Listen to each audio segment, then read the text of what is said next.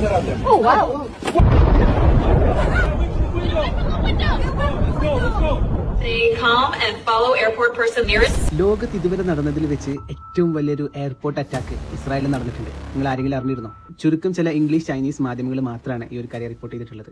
ഇസ്രായേലിലെ ബംഗൂരിയോൺ international airport 60% ഇപ്പോൾ ഇല്ല. പക്ഷെ അവരിപ്പോഴും അവകാശപ്പെടുന്നത് ഭാഗികമായിട്ട് മാത്രമേ എയർപോർട്ടിന് സാരമായിട്ടുള്ള കേടുപാടുകൾ സംഭവിച്ചിട്ടുള്ളൂ എന്നാണ്. മാർച്ച് 14 ഇറാൻ ബംഗൂരിയൻ എയർപോർട്ടിലേക്ക് തൊടുത്തുവിട്ട 14 മിസൈലുകൾ ഒന്നുപോലും ഇന്റർസെപ്റ്റ് ചെയ്യാൻ ഇസ്രായേലിന് പറ്റിയിട്ടില്ല എന്നുള്ളതാണ് വാസ്തവം. ഈ ആക്രമണത്തിൽ 84 ആൾക്കാർ മരിച്ചതും 234 ആൾക്കാർക്ക് നല്ല രീതിയിൽ പരിക്കുകൾ പറ്റിയിട്ടുണ്ട്.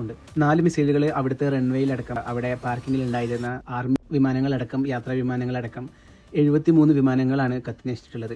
2 മിസൈലുകൾ അവിടുത്തെ ഇന്ധന ടാങ്കുകളിലും പതിച്ചിട്ട് പൊട്ടിത്തെറിക്കുകയുണ്ടായി. അതേപോലെ തന്നെ 4 മിസൈല് അവിടെ ടെർമിനൽ 1-ലും നാശനഷ്ടം സംഭവിച്ചിട്ടുണ്ടായി.